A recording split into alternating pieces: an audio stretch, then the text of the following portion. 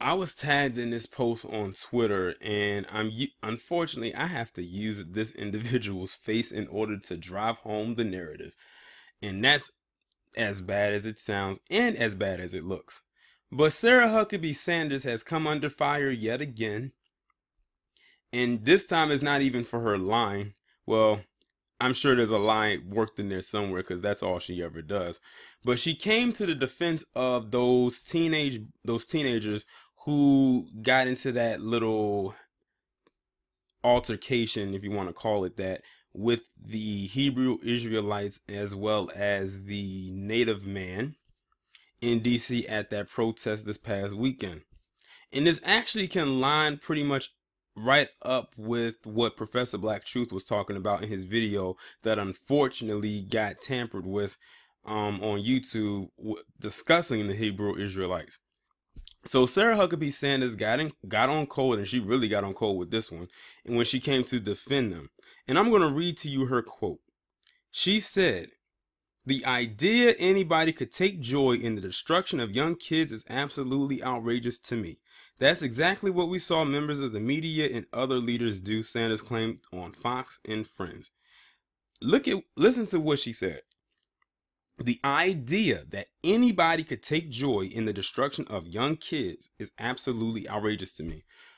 Sarah Huckabee Sanders, with your clay face, how are you going to sit up there and say something like that when you know that the media, pretty much whenever they get a chance, comes down hard on black kids, whether male or female, any chance they get? They even talk ill about black teenagers or black kids, even in death. Look at the stuff they still say about Trayvon Martin, about Mike Brown in particular.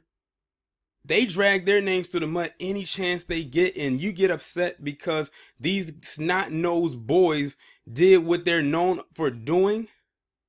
And I bet you she's not going to say anything about the commentary I just gave y'all when I was talking about those those kids at that school, that same school those kids go to, when they have their little blackout night and dressing themselves up in blackface or black body or whatever they want to call it. Let's be real. Sarah Huckabee Sanders is only saying this because these kids is white. And I also saw an article where the boy, like the one that was at the forefront, has said, like, I guess he apologized, something like that. I guess the pressure is getting to him. Now they know what it feels like, especially to be a black person, in this establishment, when stuff happens to them, and how we get crapped on. As a matter of fact, there was a story, I don't know if I'm going to talk about it, I'll mention it here, where yet again a little black boy got, I guess you could say, disciplined for his hair. He literally had his hair cut into a fade, and they called the haircut extreme.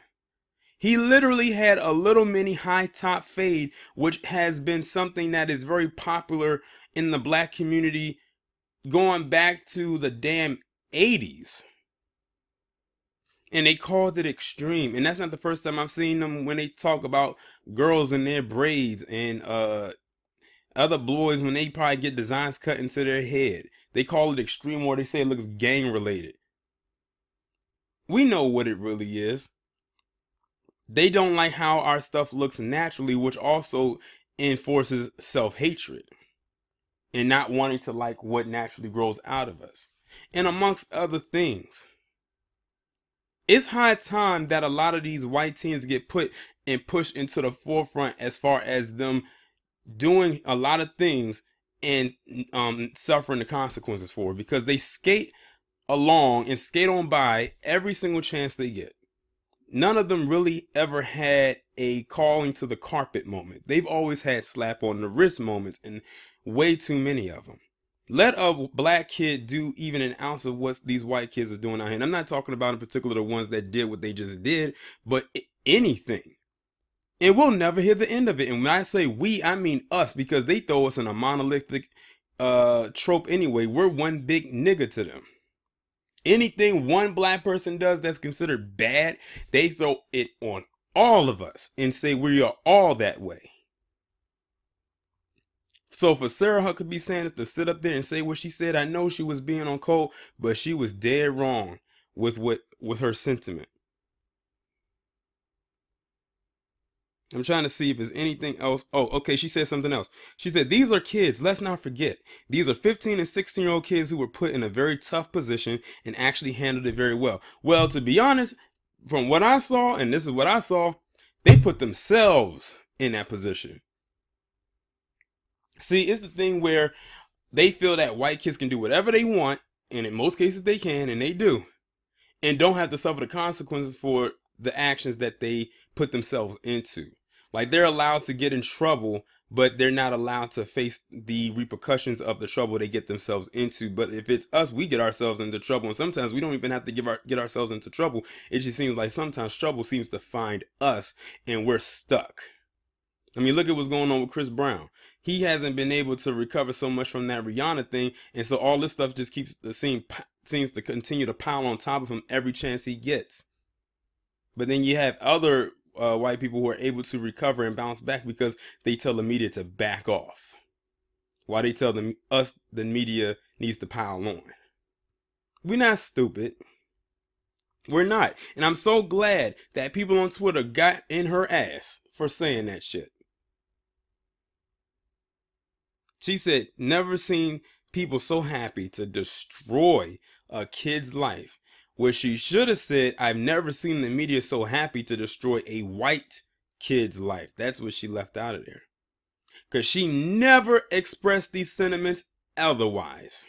Ever. As long as we've had to see her mug, I've never seen her say anything about this, about a non-white kid. Her feathers are showing. Y'all let me know what you think about this down in the comments below. Like, share, subscribe. The links will be in the description. I will talk to you in the next one.